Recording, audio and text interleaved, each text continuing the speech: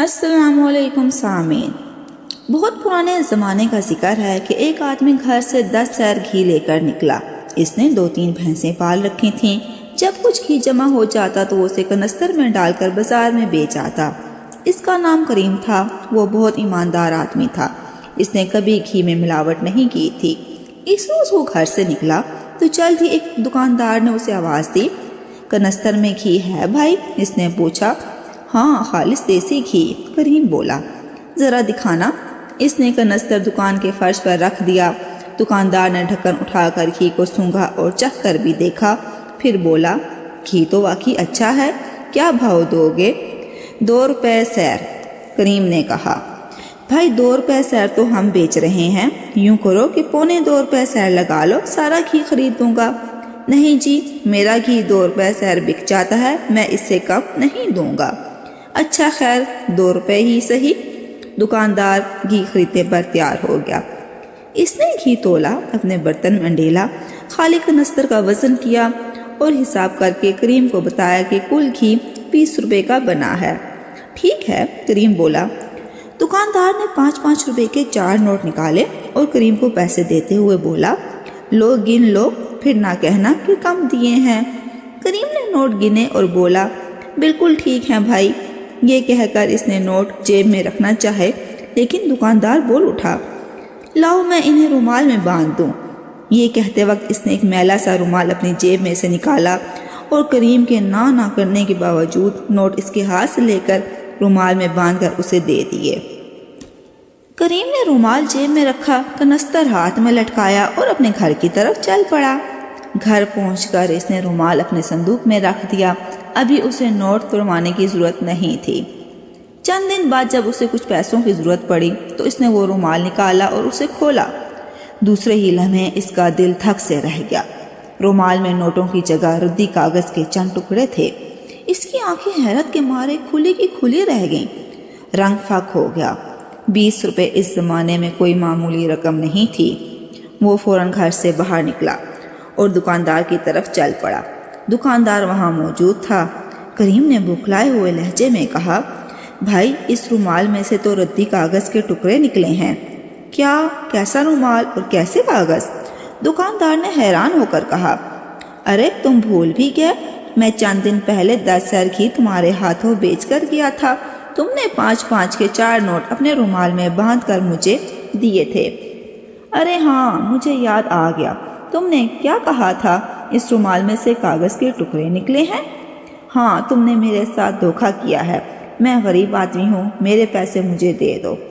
کیا بات کرتے ہو؟ میں نے تو نوٹ تمہارے سامنے رومال میں باندھے تھے، کیا نہیں باندھے تھے؟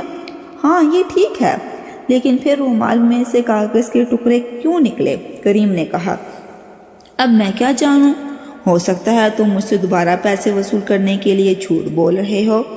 بھائی خدا سے ڈرو، یہ تم کیا کہہ رہے ہو؟ میں ٹھیک کہہ رہا ہوں۔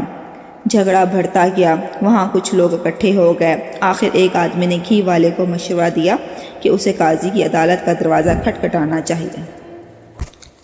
کریم عدالت چلا گیا۔ اچھے زمانے تھے۔ قاضی نے کریم کا بیان بہت غور سے سنا اور آخر میں اس سے سوال کیا، جب تم نے نوٹ جیب میں رکھنے لگے تو کیا دکاندار نے خود پیسے رومال میں باندھ کر دینے کے لیے تم سے کہا تھا؟ جی ہاں، میں نے کہا بھی تھا کہ اس کی کیا ضرورت ہے، لیکن وہ نہ مانا اور آخر رومال میں باندھ کر مجھے کاغذ دے دیے۔ بہت خوب، سپاہیوں اس غریب آدمی کو ساتھ لے جاؤ اور دکاندار کو پکڑ کر لے آؤ۔ تھوڑی ہی دیر بعد دکاندار بھی عدالت میں حاضر ہو گیا۔ قاضی نے اسے غور سے دیکھتے ہوئے کہا، اس گھی والے نے تمہارے خلاف دعویٰ کیا ہے، لیکن میرا خیال ہے کہ بے ایمانی تم نے نہیں کی، اس کے ساتھ دھوکہ کسی اور نے کیا ہے۔ اس شخص نے وہ رومال بھی ہمیں دکھایا ہے۔ یہ رومال مجھے بہت پسند آیا ہے۔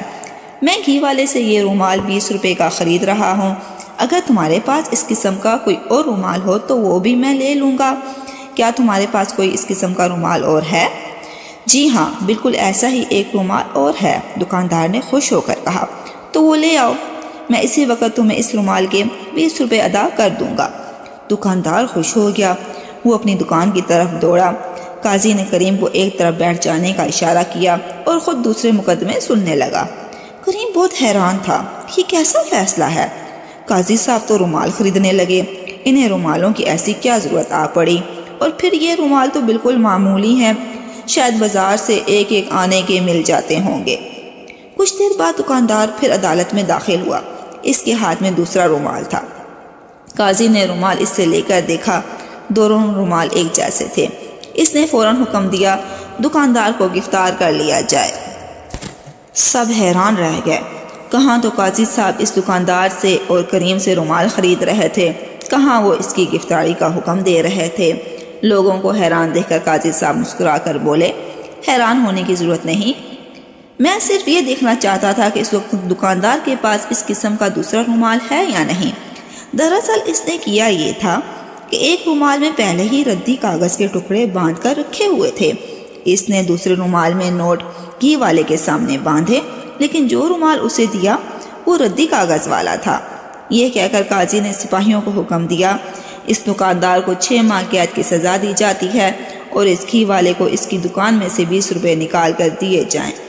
لوگ قاضی صاحب کی عقل مندی پر عش عش کر اٹھے اور کریم انہیں دعائیں دیتا ہوا خوش خوش اپنے گھر آ گیا۔ اگر کہانی اچھی لگی ہو تو لائک کریں، شیئر کریں۔ ملتے ہیں پھر ایک اور نئی اچھی سی کہانی کے ساتھ، تب تک کے لیے اللہ حافظ۔